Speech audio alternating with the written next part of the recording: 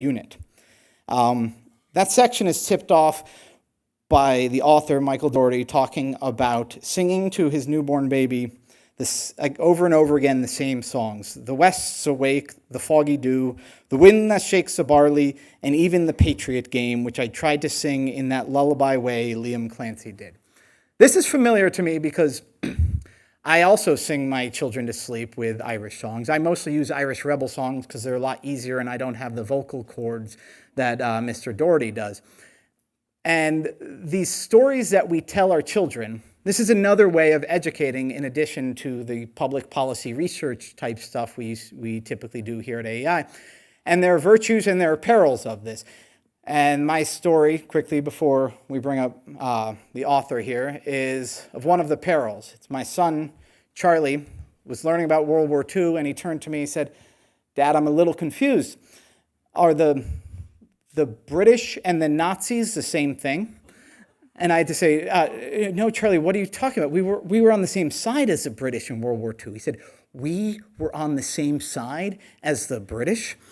And suddenly I realized that as a Catholic family growing up with the stories of St. Thomas More, who was martyred by the Brits, a love of America, which had to fight against the Brits, and an Irishness, that you could come to understand the Brits as only the bad guys. So I had to set him straight on that. But I thought again about the lullaby I would sing all 6 of my children. It was Kevin Barry, about a rebel who went off and with his head held high was executed. And he was asked simply, "Name your co-conspirators." And Kevin Barry answered no and was sent off to his death. Why do we sing these songs to our children? Not to demonize the Brits at all, but because we know that the creation of a good populace, the creation of virtue, improving our world, the same thing that we try to do with public policy research and good policy, that all of that primarily is not the job of our public policy researchers, but of our poets and our storytellers. And so here at AI, it is excellent that we have, in my opinion, a brand new Irish-American poet and storyteller, Michael Brendan Dougherty, who will give us a few remarks about his great book, My Father Left Me, Ireland. Michael, thank you.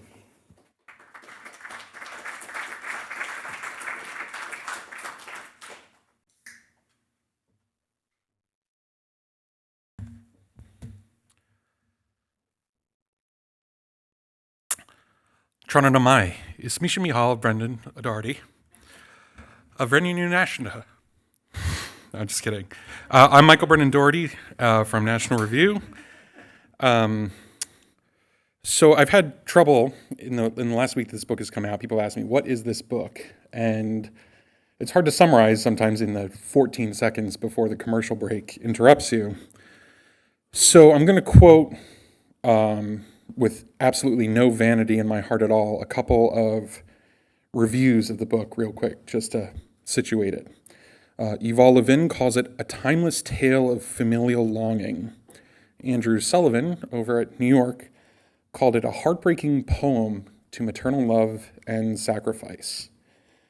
Alan Jacobs called it a book about revisionist history, but not in the usual sense of the term.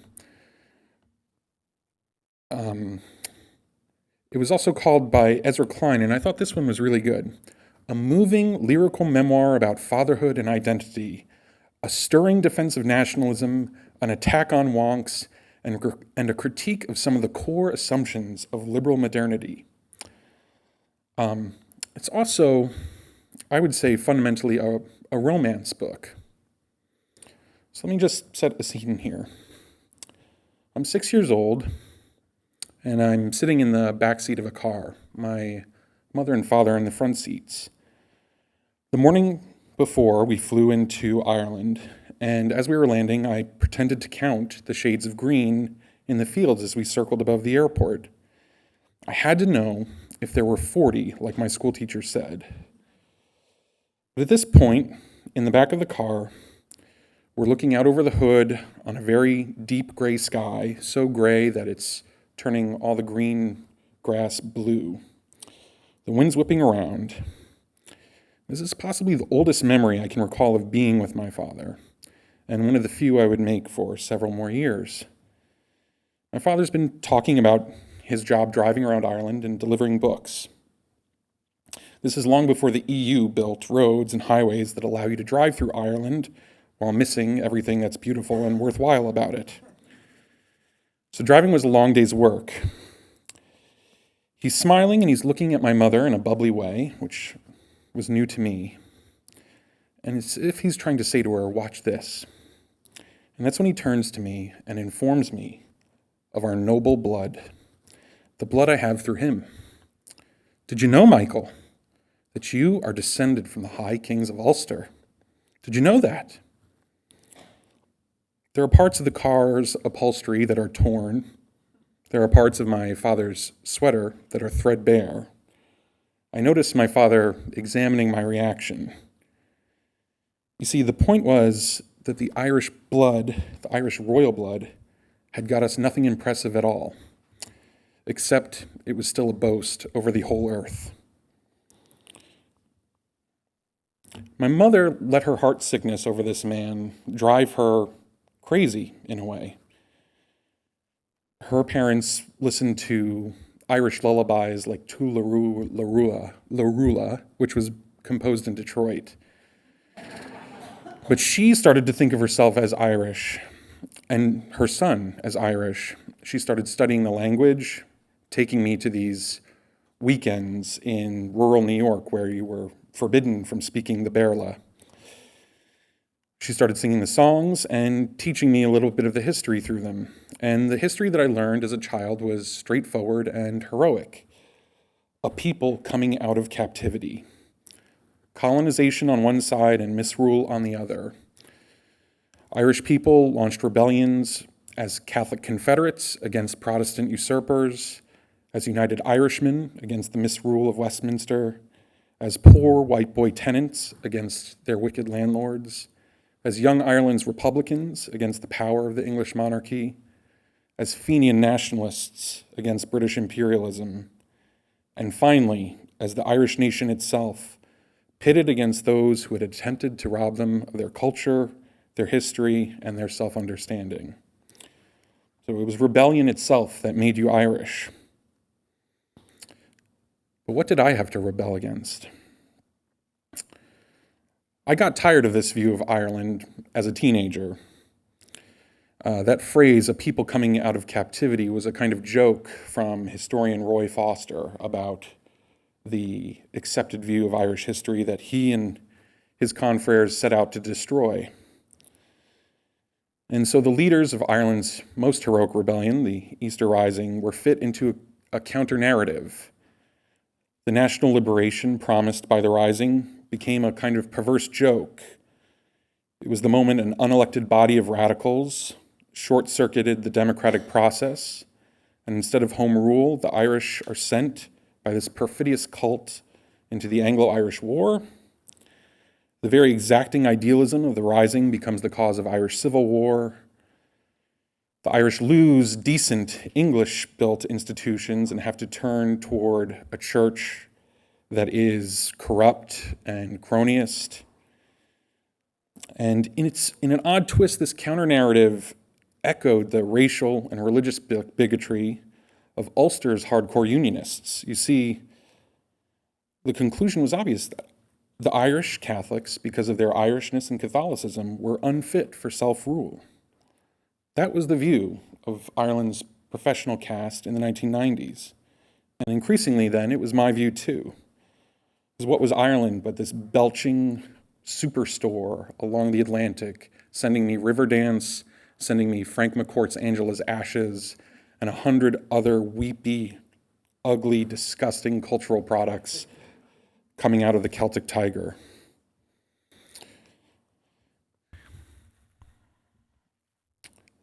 But something about this was unsatisfying.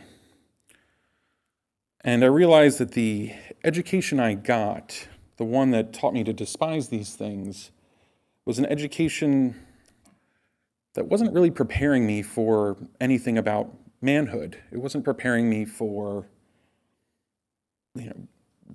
doing the basic things you have to do in life, having children, raising them correctly.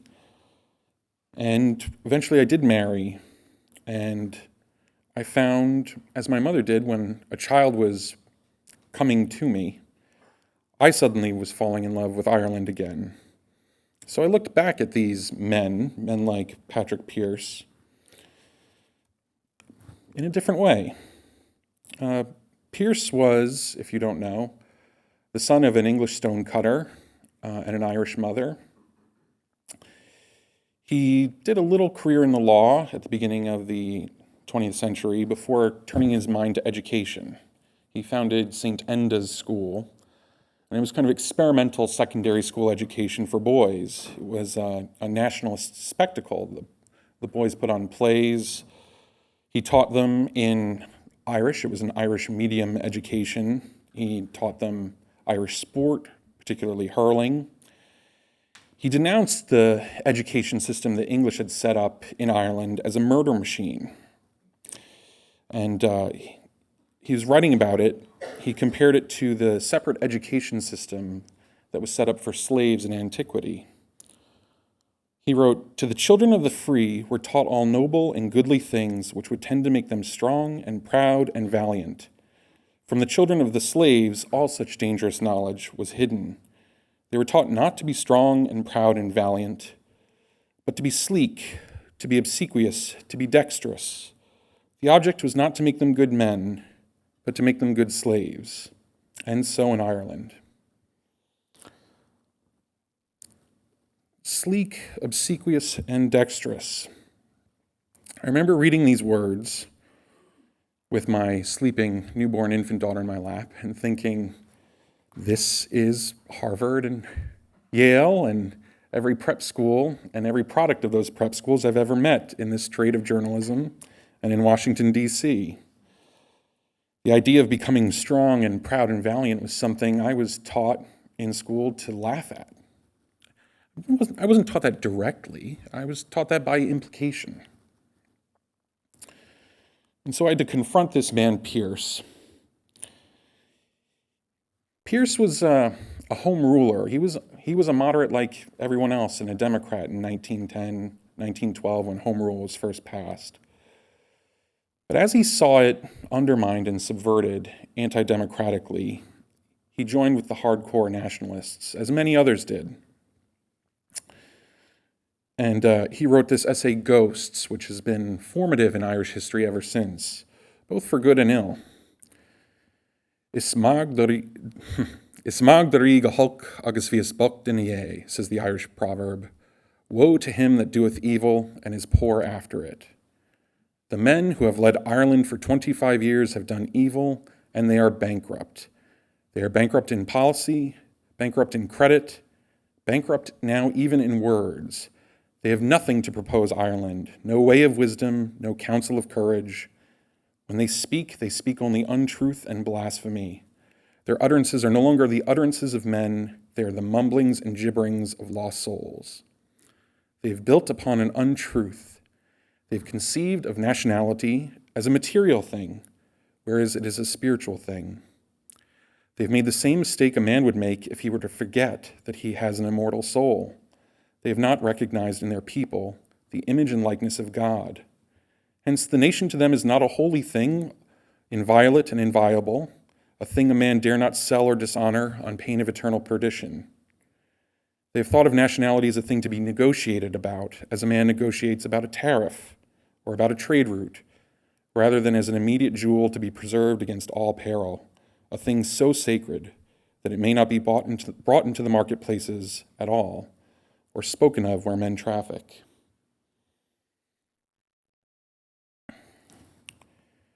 Pearse was pronouncing this generational curse on the home rulers who had tried to bargain with an empire that wouldn't bargain with them, a parliament that laughed in their faces, a king that worked with members of that parliament to subvert the democratic achievements of Ireland within it.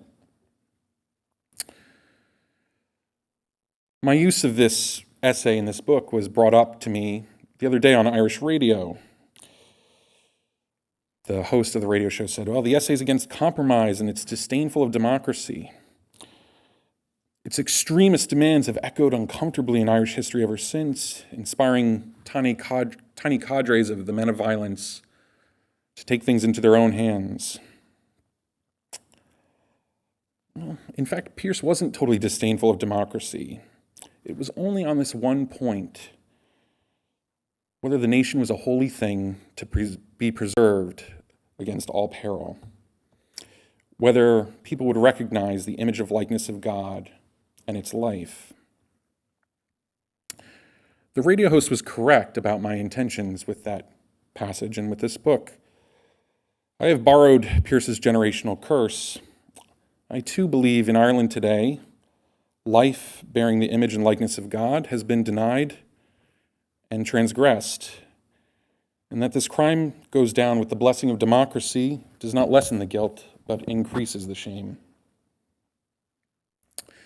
This shame is general, though. It's not just specific to recent events and votes in Ireland.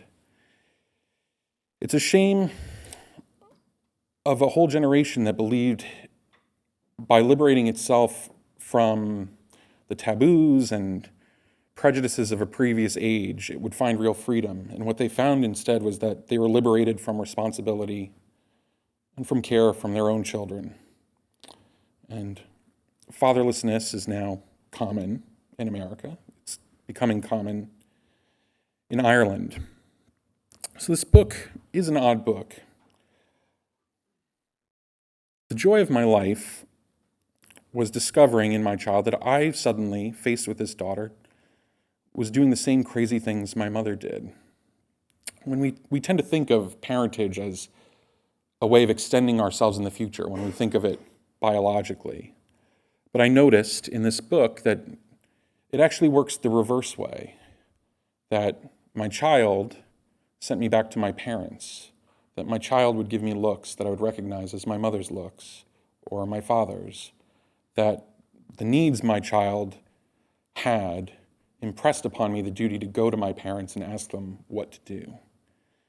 I noticed also that it was my parents, my mother in particular, who was impelling me towards the future. It was she who was bothering me with some of her dying breath to give her 8 grandchildren.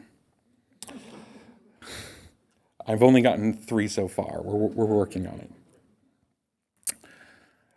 And so I found that Pearse was right when he talked about the hand of the past weighing on the present for the future. My mother weighed on me to get on with life, to become a man, to become a father. History weighed upon these rebels in 1916 to man up, to do something for posterity. Now, that biological connection to my father, the joy of my life after my daughter's birth, has been making the fact of my Irish father's parentage, the biological fact, into the real social fact, that he sees my grandchildren more than he saw me. He sees them. He saw his granddaughter in the first days of her life, as he didn't see me for 9 or 10 months. And so this book is a romance of fatherhood. My father and I missed each other in my boyhood and only found each other late, like any good romance novel. And so I come back to that story of the car where he informed me of my royal blood. That implanted something in me, that story. And it implanted this longing for him and this recognition of his longing for me. And somehow we navigated the misunderstanding. And so I accept now my father's own absurd boast that as Irishmen, even ones with American accents, we are crowned with sad songs, merry rebellions, and foolish, absurd sacrifices that annoy everyone else. My daughter runs into his lap, and she calls him granddad unselfconsciously. And I wouldn't trade that for all the spice in India, all the raw materials and oil of Iraq, or any of the tea that they dumped in Boston Harbor. Thank you. Okay.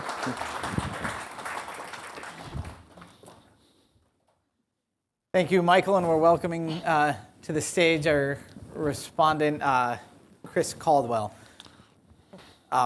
Christopher Caldwell is the editor at the Claremont Review of Books. He himself is writing his second book. So if there's anybody fit to comment on a book, it's Christopher Caldwell, I assume. So anyway, yeah. Chris, please tell us what you think is most interesting and important about this book. Well, I think almost everything about this book is interesting and important. Michael said earlier that it was hard to describe what the book was about. I think I can describe it fairly easily. You have a basic situation here that he was brought up by his mother, who and left by his father, and so if you look at that, it sounds sort of like it actually resembles the autobiography of our most famous Irish American, our last president, actually, right? But this is a kind of a richer and more ambitious and more literary attempt to bring two stories together. If you look at the title of this book, My Father Left Me Ireland, that's the title of two books. The first book is My Father Left Me, and the second book is Ireland, okay? And so there's something in this first book. You have a really sad, it's a very raw American book of the sort that Irish people can't really write. There's a sort of a self-revealing autobiographical thing of the sort that Americans really excel at and other people don't.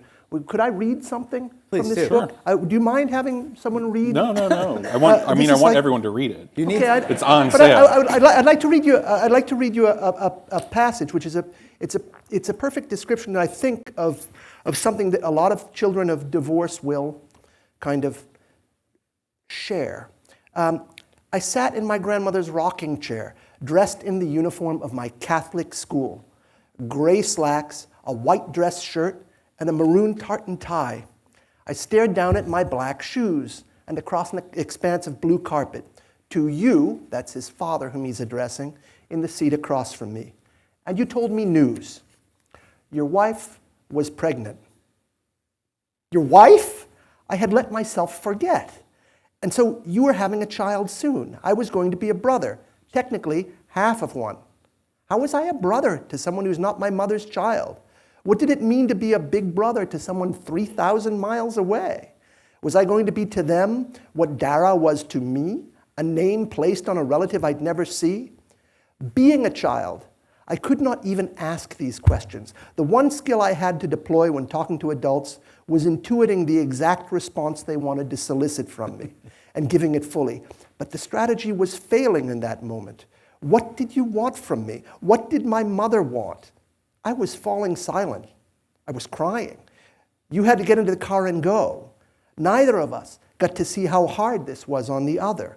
In a few minutes, I would run out of the house, venturing halfway up Farrendale Avenue under the delusion that I would make it to school before neighbors returned me to where any 7-year-old child sobbing that way belongs, his home. But in that moment, you gave me a goodbye hug and a reassurance that you were still my father and that nothing would change between us. All I ever wanted was for things to change. I had never thought any of it through until then. I didn't really know why you lived 3,000 miles away. I just knew enough not to ask.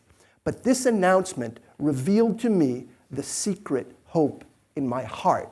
Okay? So this is the raw material out of this, which this book is built. And, as Michael has described, he started to study Ireland, and which is kind of a sad thing when you think about it. But there is the raw material of a very kind of interesting resolution to this problem in the history of Ireland. And without being formulaic about it ever, he sets up a parallel in the course of this book, which I will describe without hoping not to dampen the experience of reading this book for anybody. But there's this book is really not, it's not about the mythology of Ireland and, the great, the lords of ancient time and Brian Boru and all that stuff. It's actually a kind of a close study of the Easter Rising in 1916, and so it's sort of about the ideological origins of the Easter Rising, in the same way that if you know Bernard Bailyn's book about the ideological origins of the American Revolution, and what I think he finds, and correct me if any of this is nonsense, but is that it's not so much a release of a nation from captivity, but the rise of a nation into identity. And the interesting thing about all of these people in their different ways, really spectacularly in a very filled out way, Pierce, but for all of the people who were involved in that rising, it was about claiming an idea of Ireland for themselves. And here it becomes extremely subtle. It's about an assertion of one's identity. It seems to be about an assertion of identity that Ireland had never had before. Like, these people are founders. But once the rising is over, and once the Civil War starts, it becomes clear that they did have that identity, that they had it by wishing for it. And, it's and that is the sort of, that's what he is seeking in a sort of a parallel way. I won't go into too much detail, but that's sort of what he's seeking in his own family, in a parallel way. So. Yeah. I mean, I was running these stories together. It was what was interesting to me is there's all this ideological gobbledygook that gets spoken of about the Easter Rising, and but some of it is actually useful. People talk about how both the Zionist movement to establish Israel and the Irish national movement were attempts by the participants to recapture or instantiate their manhood or their nation's manhood. That they had been conceived of themselves, that they'd gotten used to conceiving of themselves as victims in history, almost gotten comfortable with the label. And one of the reasons that the Rising in 1916 was so transformative for Irish life was that for 30 years, basically from 1898, 20 years, 1898 to 1916, Ireland had been filling with this cultural movement of Gaelic Renaissance, sports, language revival, ballads, plays on the Abbey Theatre stage. They'd been filling themselves with these sentiments, in some ways almost mourning the death of the Irish nation in the famine. And then suddenly enters onto the stage this political crisis, the Home Rule crisis, and the irritant of Ulster Unionists beginning to arm themselves. And then onto this pregnant moment at the stage enters men like Owen MacNeill, Patrick Pearse, Tom Clark, who start translating this sentiment, the sentimentality, into political action, into reality. And in the same way, in a much smaller parallel way, I'm borrowing their wish until it becomes true in my own life, in a sense, willing my father to become the father he should have been. Well, one thing I wanted to ask you about, and Chris, with your writings on Europe and where it's going now, you can comment on this for sure too, but the universality of this. So I'm Timothy Patrick Carney, I'm Irish, I like that, but some of the very first people to react to your book were Jewish friends Yeah. of ours, and you explicitly talk about Zionism, the parallel between Hebrew and the Irish language, but there's other, I think, parallels to other cultures, so talk about that. Well, I mean, you see, the Irish nationalism of 100 years ago, in some ways bears similarity to nationalist movements we see today. The leaders of it were interested in national movements in Czechoslovakia, in Hungary, in India. I mean, later many of the Irish Rising's leaders would meet with Indian figures, both in India and in New York, to discuss this mutual project of disestablishing British rule in their territory. You also see some of the same romance in Polish nationalism at the end of World War I. I mean, the one nation who comes out of World War I feeling totally vindicated probably is Poland. Seeing the idea of their nation resurrected after a century in the grave. There's a commonality among nationalists, and people remark today, like the fact that nationalists or national conservatives in Poland talk to the ones in Hungary or talk to other ones in France or Brazil, as if it's some sort of betrayal of their ideas, when in fact it's just the common way. Just the way conservatives or liberals or socialists talk across borders. There's nothing about nationalism that forbids you from collaborating with and hoping for the good of similarly minded people in other nations. Chris? Yeah. Michael has written, I think, very intelligently and very independently, certainly, about nationalism in Europe. And yes, there are common things. There was an Irish nationalist in the Arthur Griffith, somewhere in the middle of the 19th century, went to Hungary, taught himself Hungarian, and wrote a great book about Hungarian nationalism as well. But Michael, if you don't mind my reading another brief passage again, I think an interesting thing about the idea of nationalism that comes in this book, and I want to stick with this idea that it is working in parallel to this drama of personal identity in his family, is that nationalism is and this is one of the things that makes Michael's journalism on this subject so interesting. Nationalism is about strength, as its adherents say, but it arises from weakness, as its detractors say. And it's a rare person who can keep both of those things in mind at the same time. And one of them was Owen MacNeill, the historian that Michael just spoke of, and I'll quote his passage about that. MacNeill's enemy was not just the English, of course, but the lassitude of the Irish. This is one of the least understood aspects about political nationalism, and I'm surprised that this misunderstanding could even grow up in Ireland.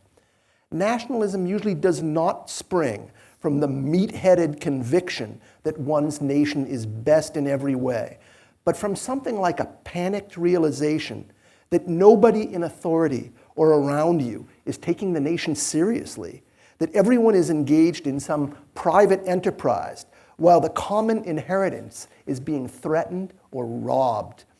It might put on a mask of invincibility, but it does so in full, fearful knowledge of the nation's vulnerability. Yeah, I mean, Ireland, no one in Ireland thinks Ireland is the best at just about anything, right? No one thought, like, we have always been the greatest at, industry, invention, philosophy. The common view is much, more soapy and comic than that. However, I mean, this cultural movement, this cultural nationalist movement, did actually end up producing a national literature that is the rival and probably the pound-for-pound champion in Western Europe in the 20th century. So It is funny, though, that, you know, political nationalism is misunderstood even in Ireland. I mean, part of it is, of course, their reaction. The reaction I talked about in the 90s of anti-nationalism in Ireland was born of real suffering and sorrow inflicted on the island by the Troubles and by men in the Provisional IRA who put on the mantle of the 1916 rebels, not for a week as the rebels did, not in this almost doomed attempt to serve the nation honorably. The 1916 rebels, they marched into their captors' hands in columns. Pierce turned over his sword to a commanding officer on the other side at the end of the battle. That was not the Provisional IRA's tactics in the 1970s and 1980s and early 1990s. And so there was a kind of highly motivated view, a highly motivated determination to tear down the nationalist mythology.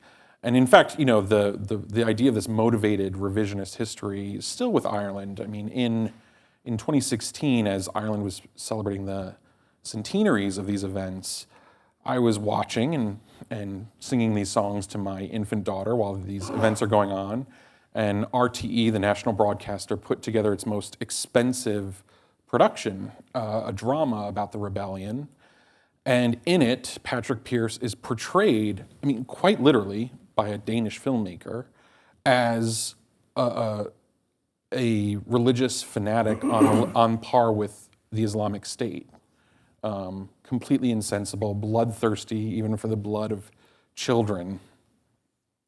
In fact, comparisons of the rebels to ISIS were so common and such a sign of faux sophistication and faux intellectual achievement in Ireland that even Sir Bob Geldof got on television to make the same comparison. And this is obviously motivated by Ireland's attempt to secularize Irish institutions, to legalize abortion and same-sex marriage, and tear down the position of the church. And so one of the things I've tried to do in the book is talk about when we're looking back at our history, I admit that we are always going to take to it our motivations and our desires and our ambitions. And so the question becomes, well, what are your ambitions and desires, and how will that govern your understanding? And my search in this book, The Search for Home, is an attempt to search for something better within myself. And in doing so, I find this noble story. Well, could I ask you about one, what seems to be a big temptation in that search, particularly when you're talking about the exact moment you were growing up? That is, you seem to be a person who hit his teens in the mid-90s, before September 11th, which is a time in the United States when, if for lack of a better term, kind of irony had full reign. Everything was ironic. Everything was a joke. Sort of like SpongeBob was sort of like the worldview of the culture at the time. Yeah. You seem to have made a sort of a conscious decision about irony at some point. There seem to have been people urging you to resolve whatever problems you were having with your own sense of belonging or whatever. Mm-hmm. You seem to have felt that you were being urged to resolve that by declaring all your conflicts basically meaningless. Basically, I don't have a father, but no one else really has a father anyway. No one really has anything to be proud of anyway. Ireland's got a crummy history, but none of these countries are really worth fighting for anyway. Is that? Yeah. When did that come together in your mind?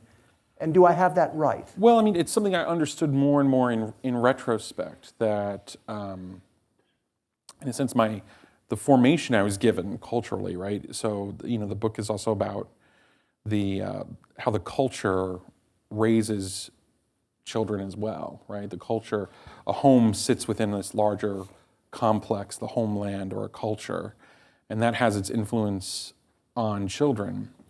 And what I got from my education, from the fashionable things like, these kind of silly books that have some truth to them, but bring to, say, the study of history, a demythologizing attitude, like lies my teacher told me, or the way people recommend to you A People's History of the United States by Howard Zinn, or something like that.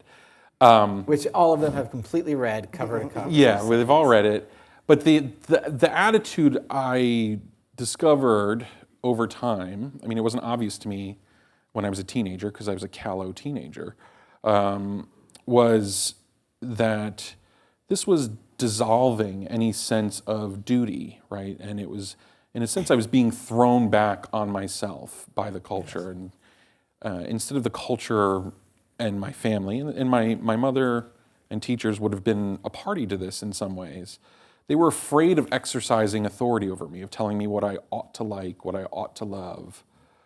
And so the culture's message was be true to yourself. And what I think a lot of people in my generation coming up in the 90s found was that we were much more tyrannical in the privacy of our own hearts than our parents would have been if they had stepped up to their role in our life. That we were pitiless judges of ourselves.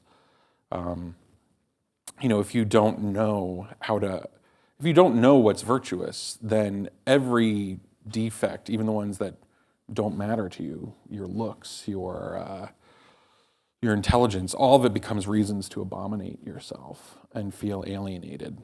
That's exactly right. And I mean, Michael and I grew up about 20 miles apart, Yeah. and the same age, and a lot of public school history was simply tearing down heroes.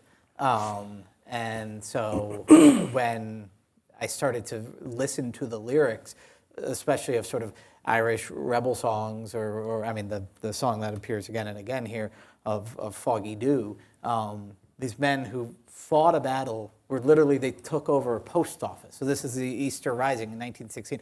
The pinnacle of it, if I'm correct, was taking over a post office for a few hours. A few days, and that this, before getting wiped out, that somehow this thing, which in a tactical thing from a narrow lens accomplished nothing, that the fact that the songs were written about them made them win, and the fact that they found their graves by Pierce's side, as the lyric goes, that was worth fighting. That's almost impossibly sentimental to express in today's society, but especially in the ironic days of the 1990s, when our wars were, the Vietnam War still had set the tone that wars were pointless, and we were doing wars in Somalia or Bosnia or whatever, but that these men gave their lives for something that didn't actually accomplish anything, but it accomplished everything. It was almost embarrassing to sign up to the sentimentality of that. And the idea that fundamentally every political idea is a mask for power and manipulation. And in fact, it's not just confined to the 90s. That attitude that cynical attitude towards all political ideas and even all persons, exists in popular entertainment. One of the things that's kind of funny, I think about, I don't write it in the book, but something in the back of my mind is, this sitcom, you ever see Modern Family, right? This sitcom portrays all human beings in a family as bottomlessly cynical and manipulative, right? And the only redeeming feature is when they are caught out and they just acknowledge their bottomless cynicism, right? Like this is actually it's played for laughs. It's funny, this idea of the family as a Hobbesian war of all against all. However, I can now not watch an episode of that without wanting to blow my brains out. I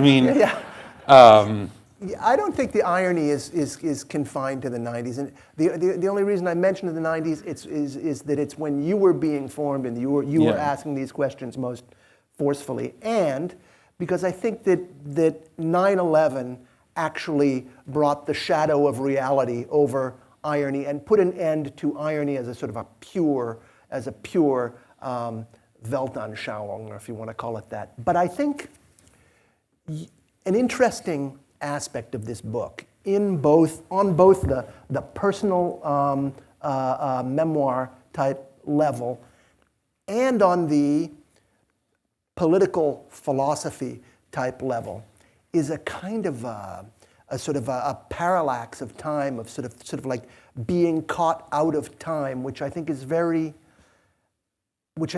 important in Ireland, because in a way we are now at the high, in a way where it's sort of at the high point of irony, or let's say of distance, of ironic distance. If you look at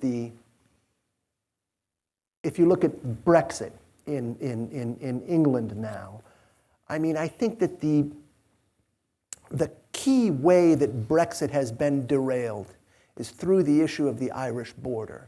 And the key thing that the opponents of Brexit have been able to argue is that if you return to a hard border, which you've never really had, but if you were to establish a hard border between the 6 counties of Northern Ireland and the rest of the island of Ireland, you would go back to the bad old days. You would violate the spirit of the Good Friday Agreement of the late 90s. And what makes the Good Friday Agreement possible is probably an eroding sense of nationalism on both sides of the border, and ultimately an eroding religious faith in both sides of the border, so that it came to matter less that the people on this side were Ulster Protestants, and people on this side were Catholics in the Irish Republic, and what really mattered was that we were all good Europeans. I think that's a good challenge to Michael. I want him to answer it in a second. I want all of you to think of your questions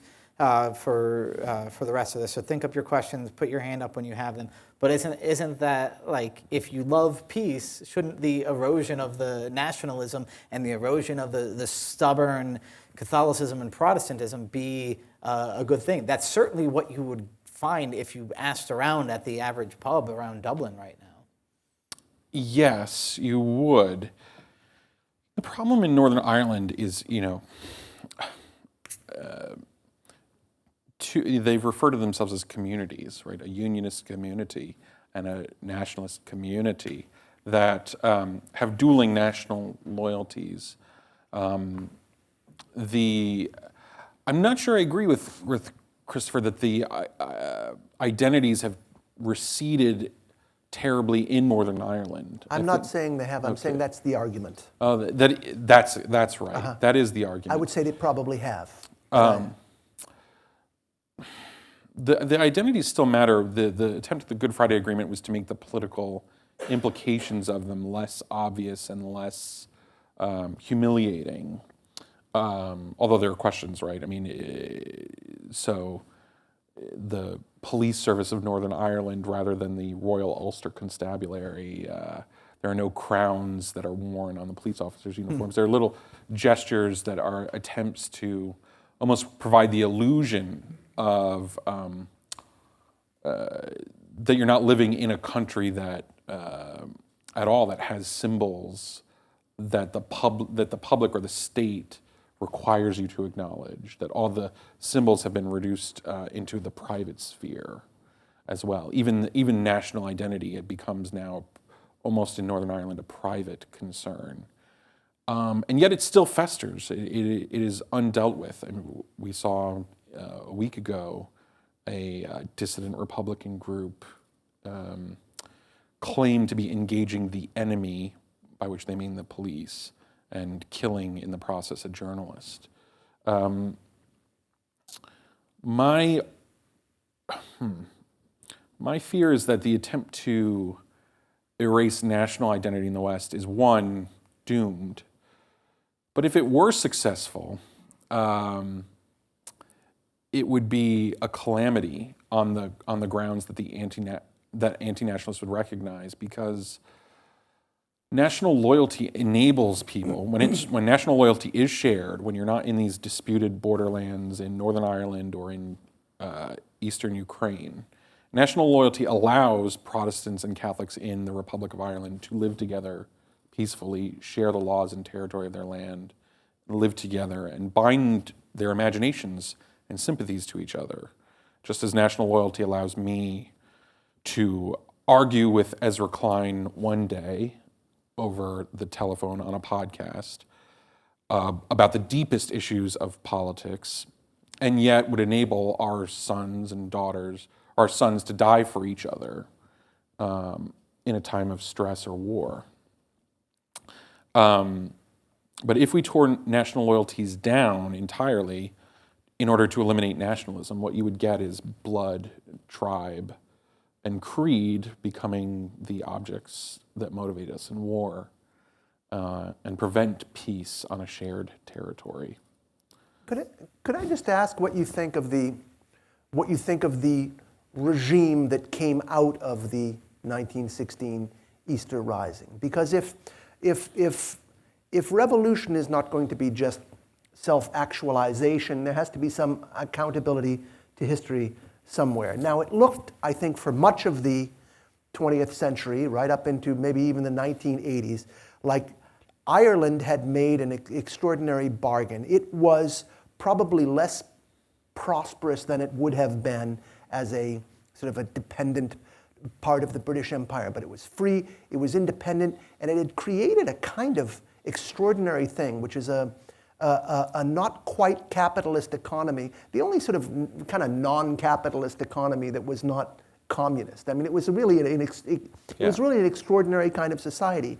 Since about the 90s, people in Ireland have begun to repudiate it, as if they sound like, I mean, I know there is a lot of, historical, like wishful thinking about the past, and you see it in places like Spain, certainly, places that are living down regimes they don't like. It's almost as if they wish, people want to repudiate it totally. What's your opinion about this society that existed for, let's say, 80 or 90 years after the Easter Rising? It's funny, my father and I have different opinions on this.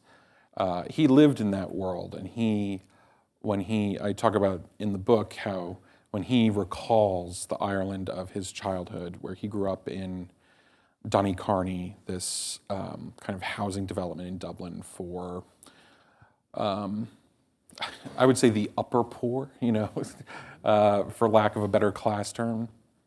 And he says, it was a dark, Ireland was this dark place, and he even pretends to be shivering thinking about it. My experience of Ireland, my little fragmentary experience of Ireland in the 80s was that it was warm, that it was a place of real intimacy.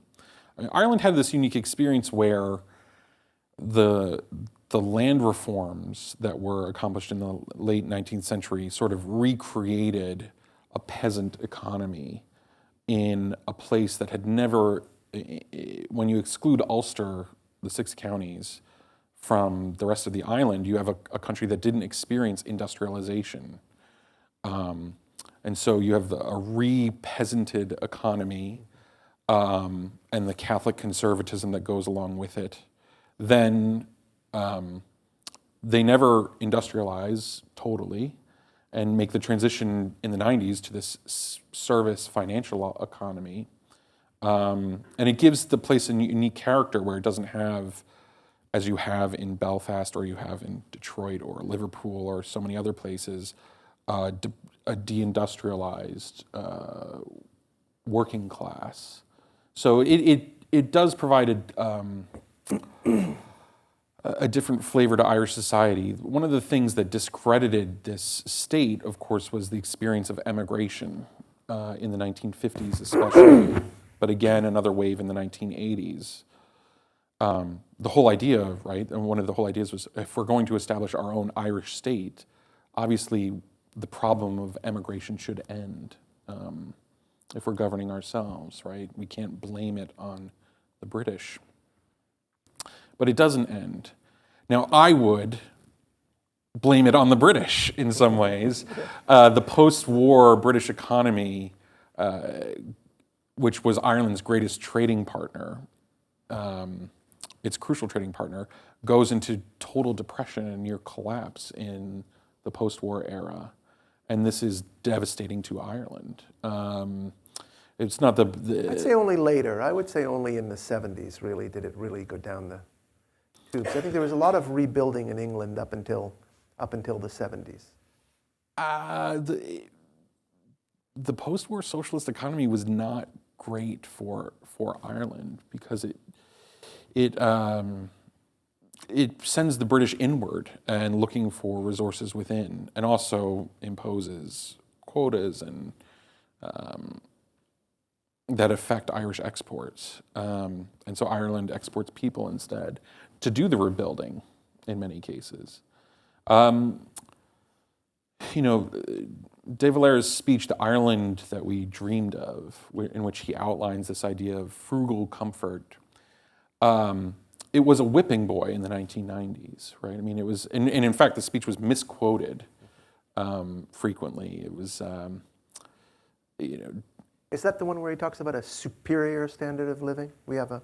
I don't know if he talks about the superior standard of living there, but he talks about Ireland devoting itself to frugal comfort and to the spiritual life. And what was interesting was there was a little, this became a point of shame and then sport in the 1990s as the Celtic Tiger ramps up.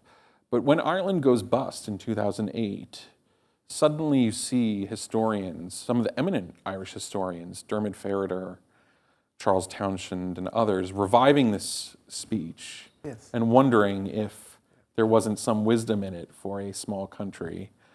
And one of the funny things to do is, I don't think any of them would ever admit to this, but this new generation of historians in Ireland, they seem to be slipping each other secret notes in their reviews in the Irish Times about how, I think of Charles Townshend wrote a review of Ronan Fanning's book about De Valera.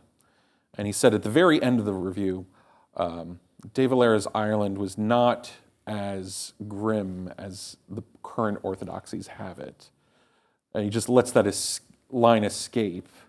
But the idea was he's almost slipping in this knowledge that can't normally be published in the Irish Times as it exists in 2017, 2018, and 2019. All right, I want everybody's questions. Please raise your hand. There's a microphone. Wait for the microphone. We try to make our questions at least seem like questions here at the American Enterprise Institute. Also, before I forget, Zoe, can you bring the mic to Priscilla there? The book that we're talking about, My Father Left Me Ireland, is for sale in the hallway afterwards. I encourage everybody to buy it. And I'll sign. And he'll sign it. Sure. Hi, is this working? Yeah. Just a quick question about the problem of romantic abstractionism, about all this sort of thing, and how can that be resolved? Especially, you would think that in a way, the romantic abstractionism of 1916 might incline people to swing back in the other way and be romantically abstract about the other side of things in 2010 or whatever. And I was just started to read it, so I was reading about the flat caps for NORAID and so forth. And it would seem that the fact that there was a great population in exile and the romantic abstractionism of exile and love for both real and imagined Ireland, and something that had been taken away from people and so forth, would have I suspect it has a metaphorical, at least, parallel to the reconciliation with an absent father.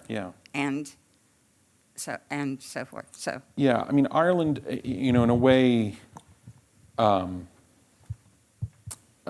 my advantage in writing this book is having access to a country like Ireland through my father, where the metaphor of a nation as a home, and as a home that might be broken or threatened or in some way troubled, is more intuitive, right, than,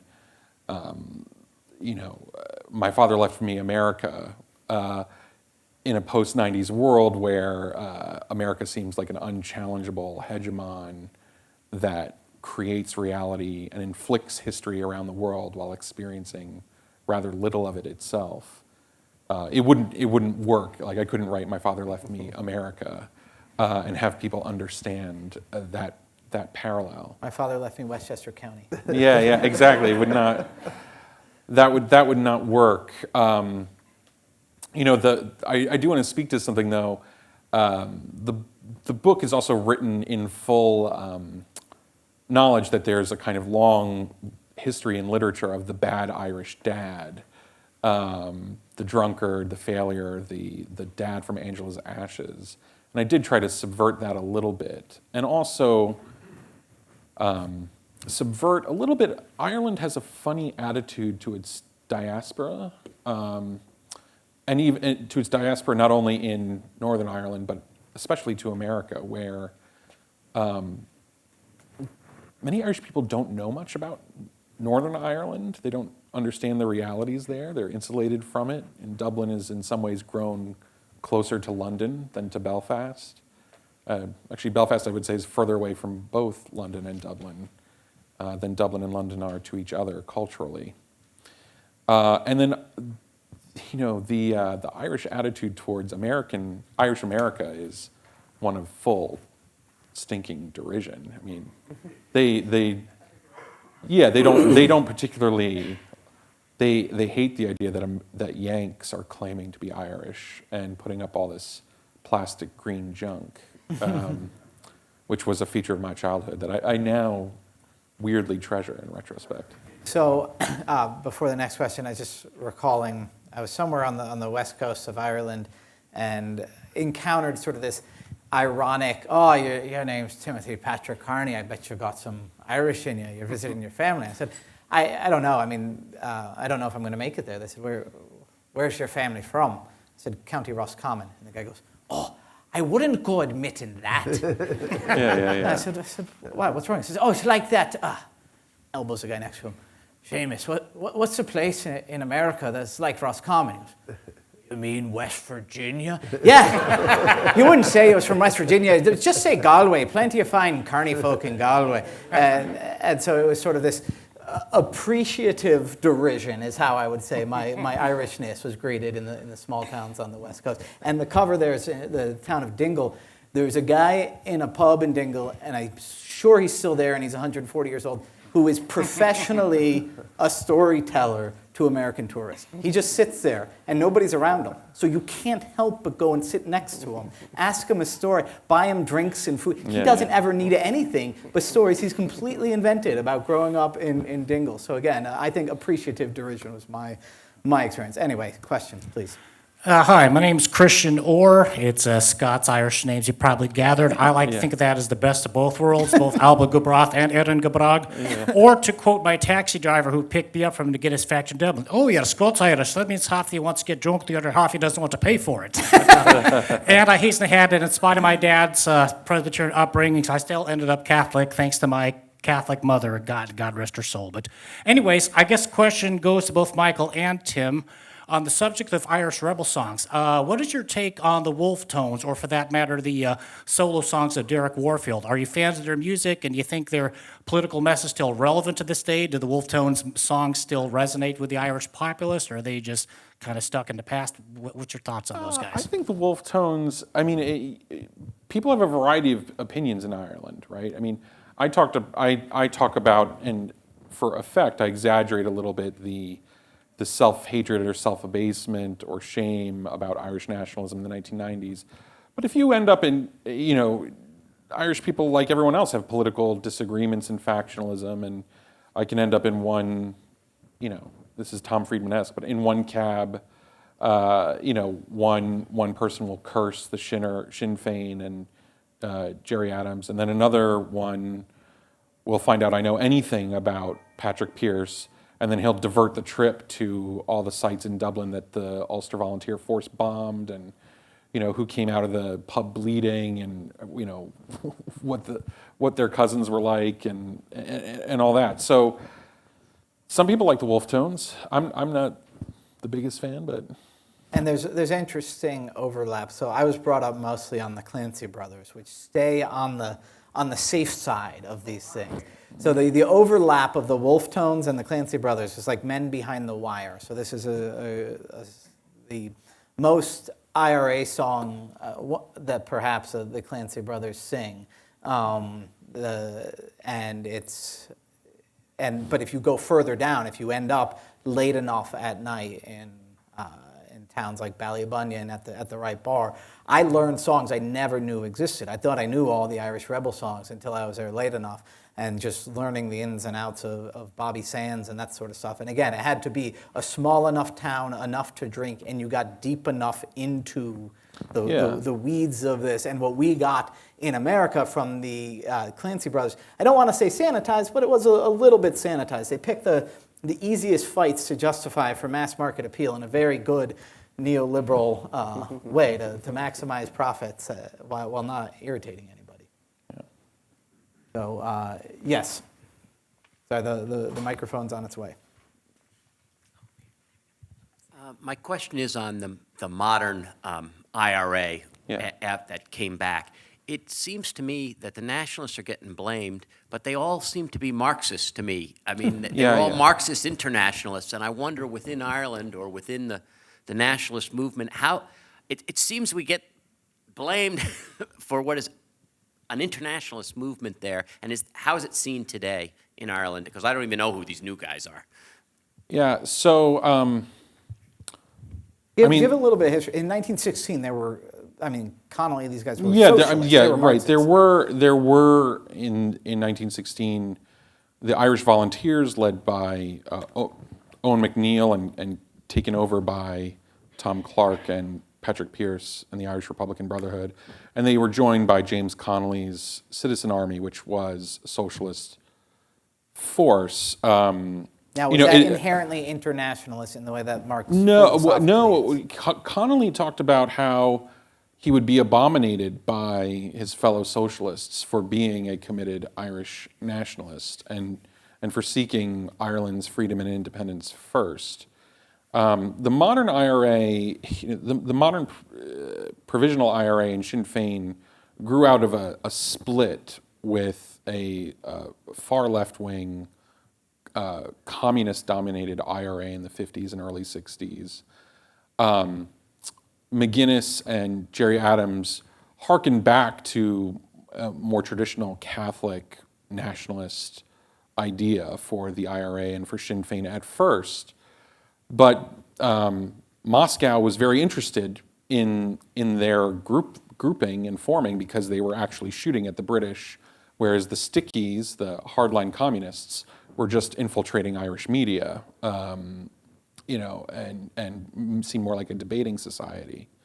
One of the things about nationalism is, as a political movement anywhere, is that it tends to be opportunistic. And if you're fighting a country that's seen as a capitalist power, and there's a communist patron waiting for you, you will suddenly find yourself full of communists. The modern Sinn Féin has moved progressively to the left. It's abandoned Sinn Féin under McGuinness and Gerry Adams at one point was a pro-life party and very Catholic in character. Now it's very secularist in character and is a leader on gay rights and is internationalist about every question except the status of the 6 counties. And it's had splits. A politician, Pater Tobin, has split over the pro-life issue and has founded a conservative nationalist alternative. So, yeah. Is authentic nationalism intrinsically democratic, or do you think that there can be non-democratic forms of nationalism that are worthwhile as well? That's a big question. There's a connection between, I tend to think of nationalism as a feverish movement that springs out of a normally peaceful sense of national loyalty. One of the things about the history of nationalism is that it springs up and it achieves its goal, and then it fades and splits, and then it rises up again in the presence of another goal or irritant. It tends to be, as you've all noted in his review of the book, modern nationalism tends to be connected with populism in a conviction that the elites are somehow failing us or failing the future. But what do we mean by democratic? I mean, some of the 1916 leaders of the Rising have been abominated by historians as being this kind of elite clash of intellectuals who didn't understand and sometimes didn't even care enough for the lives of the common people who joined their movement. So nationalism always also has this, I think typically, like many movements, has a divide between its leaders and the foot soldiers. I just want to say, for me, often trying to really learn Irish history beyond the songs was really dreary. That's one of the reasons I love your book, is because just learning the detail of how the initial reaction to the 1916 Rising, a lot of it was sort of negative, this anger from the streets at the people who had done this and brought the warships into the Liffey. That was new to me, and it's told sort of in a quick, light way. But it was also sort of shocking because I had thought of the rise from slavery story. Yeah, I mean, it's interesting too that the newspapers. This is during World War I. The newspapers are subject to censorship by the authorities. And the first reaction of the newspapers is hang all of these communist thugs that have destroyed Dublin. The identity of some people knew that Connolly's Citizen Army was obviously involved because they recognized the uniforms and the symbology of the movement. But when they found out that it was all these other poets and language activists and kind of respected upper middle class Catholic figures, public attitudes started to change. What's funny, of course, to me, and I note this in the book, is that 100 years later, the same exact thing that was denounced as communist agitation in the Irish Independent or the Irish Times is denounced as theocratic agitation and rebellion in the same exact newspapers. And there is a kind of, it's almost a mystery in the sense of that the Rising is understood by the people only later and without the approved commentators interpreting it for them. And that's why it enters into a people's ballads rather than, becomes just a think tank instead. Not that there's anything wrong with No, nothing wrong with think tanks. So up here. So we've talked a lot about the primary title, but not as much about the secondary, An American Son's Search for Home. Yeah. You talk about what essentially feels like the fracturing and reconstructing of a family.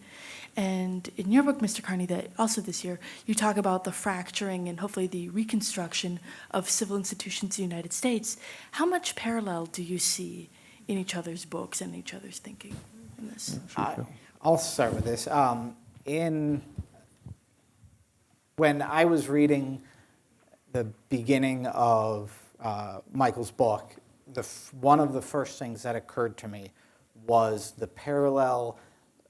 While I was working on Alienated America and the Charlottesville attack happened, there was the guy who drove the car and tried to kill all those people and killed the woman, Heather Heyer.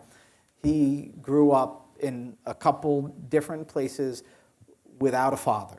And so that is the very skeleton of this. So he's comparing me to a white nationalist terrorist.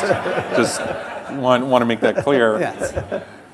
And especially, born in Jersey, that's certainly not another strike. And so what I argue in Alienated America is that the collapse of family and the collapse of marriage, the retreat from marriage, is due to an erosion of strong community. And it's not always easy to find it. And so Michael's mother with these handicaps said, I need to give her something else.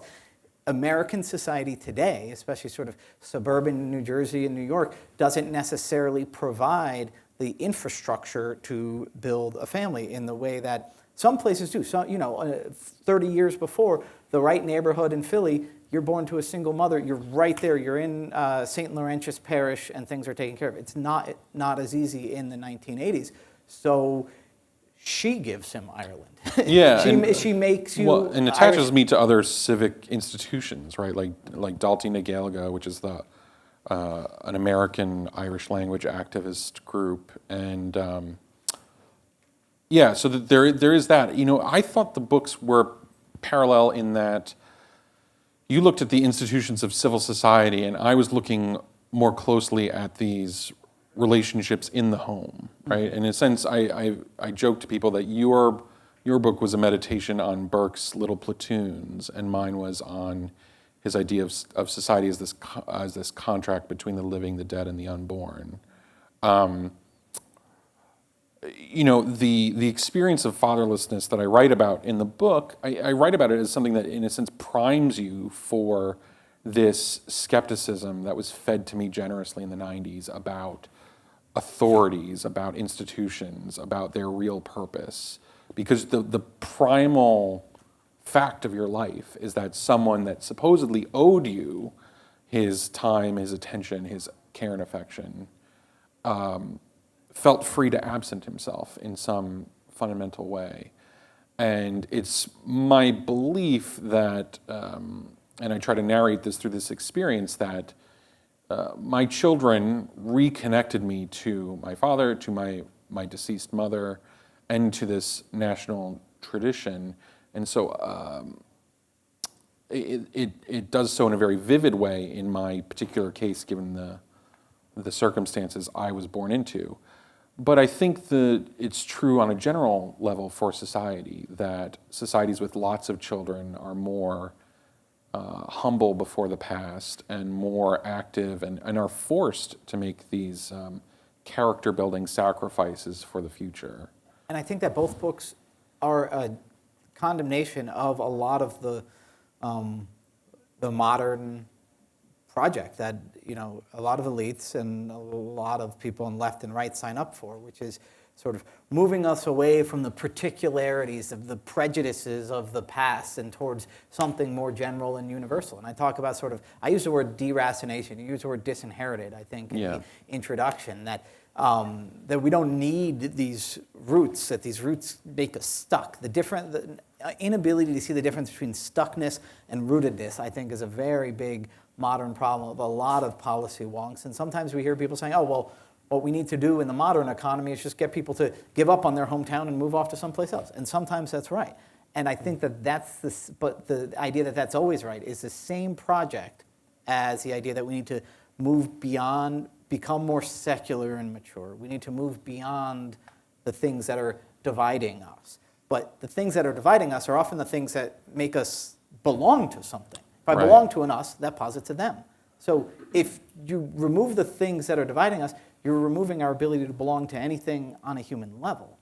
Well, and fundamentally, this project of liberation from constraint, it's not just about constraint of the prejudices of the past. I mean, what I'm trying to say in this book is it's literally an attempt to liberate the liberationist ideas, to liberate people not just from the prejudices of their parents, but to the duties to their children. And I don't think it's a stretch to say that this isn't just an abstraction, right? This isn't just, you're saying I don't have enough respect for history. That's just part of it. But ultimately, we see these liberationist movements end in not just thoughtlessness about posterity and insolence before the past, but actually refusal to have children, abortion of unwanted children, and euthanasia of the old. I mean, it manifests itself in actual bloodshed, and that's the shame I'm trying to escape, and that's the condemnation I borrow from Pierce that he gave to the home rulers who did not recognize the image and likeness of God. That's what I've borrowed for the modern day. Yeah, there's an interesting distinction in this book about, so this book is about self-realization, but of a very specific kind. It's about finding yourself. It's not about inventing yourself. And it's interesting the way the father in this book gets dragged into this project. At the beginning, it's clear that Michael is trying to build a bridge to him, and there is the risk there of sort of creating a romanticized image of him. But it's interesting how at the end of the book, and I think this is a gradual thing, he actually emerges as a member of this cynical generation against whom Michael is so harsh in so many ways. So it is a book about reconciliation, but within that reconciliation, there are still ongoing areas of contention, it strikes me. Yeah, I mean, it's an attempt to, I talk in the introduction that I was trying to rebuild a home for my children. And yeah, the letters are an invitation to my father to get into the game, as it were. And he takes it first on this level with his children. And I think the hope of the book is that by addressing it to him in this personal way, as someone I actually long to love, not just to condemn and abominate, it invites this freedom to talk between a generation of millennials or Generation Xers who felt in some ways that our baby boomer parents abandoned us, not just literally by leaving a fatherless home, but by absenting their judgment and authority from the culture. We have time for one last question. Well, we'll take those two right there back to back, and then we'll answer them after we get both of them, synthesizing them brilliantly as authors do. Thank you so much for coming here and speaking about this very interesting book. I was wondering, given the language that you use, the very gendered language that even was used at the period of the 1916 rebellion, the rediscovery of manhood, where does that leave women in this story? And more importantly, what does the Nationalist Project offer or not offer women, particularly given the sordid history of the Magdalene laundries? Yeah. In Spain right now, there is a nationalist movement that one of their rallying cries is against this Violence Against Women Act that they do not like. Yeah. So how do you reconcile that tension that might lead women to not support these kind of projects? Sure. All right, let's let Ovik get in his question, and Michael will answer whatever he thinks is the best one to answer. Wow, well, that was a great question. This will be somewhat different. My question is there something distinctive about the political character of Irish Americans that the rest of us should be aware of and be observant of? Okay, yeah, I'll take on both. The first question first. In 1916, the rebels were joined, I mentioned the Irish Volunteers, the Irish Citizen Army of Conley, but there was also Cumann na mBan, which was a militant, in many ways, women's movement, and it included many suffragettes and others. And in fact, the first woman elected to Parliament was Constance Markievicz, who comes out of that movement. She's kind of this other daring and romantic figure in the movement, and much loved even today in the commemorations and centennials. One thing that was not as noted in the centennials commemorating her was that she, after the rising, after her election to Parliament, and she abstained from taking her seat, like Irish Republicans did, she cited the memory of seeing the boys' outfit, the Fina boys, praying the rosary as a factor in her conversion to Catholicism. And she wasn't the only Protestant or unbeliever who was caught up in this movement that found herself afterward converting. Now, the Irish state afterwards, that was founded afterwards, many feminists complain that in a sense it started circumscribing women's rights almost immediately. Divorce, for instance, became much more restricted in Ireland than it had been in the United Kingdom. So you have two contrary movements where the 1916 includes lots of liberationists and feminists of that time, but then the state founded is dominated by Catholic institutions. And to Avik's question about the political character of Irish Americans, watch your wallet around us. But yeah, in a moment's battle, we will think of the old sod. I mean, we're American patriots. I mean, one of the funny things I think about is the Fenian movement in the United States, where hundreds of Union Civil War soldiers, just after the war, enlist themselves in the Irish Republican Brotherhood's insane plan of invading Canada to ransom it for Irish freedom. Another doomed romantic rebellion. It's actually, in a way, defeating the Fenians as part of the Canadian national myth. It wouldn't be bad to do a repeat of that war, I think. There's, when I was studying Plato's Republic in college, there's a class called the Guardian class. It's represented by dogs through their loyalty and their just willingness to attack. And I had a professor who once said to a mixed group, sometimes I think Plato was presaging Irish American Catholics. And some people looked at me as if I might take that as an insult, and I took it as the highest possible compliment. Yeah. So again, outside we have a reception. It's usually just wine and cheese. I'm told this time we added beer. Tried to add whiskey, but the Protestant wasps of Washington, D.C. are keeping us down, and that's not going to happen. More importantly, for sale outside and on Amazon and anywhere books are sold is My Father Left Me Ireland. I really recommend you all pick it up. It's most people will say, as John McCormack put it, you'll drink it down in one sitting. It's brilliant. So anyway, thank you all for coming, and everybody please thank Chris and Michael. Thank you. Way to go. That was a good one. Yeah, thank you.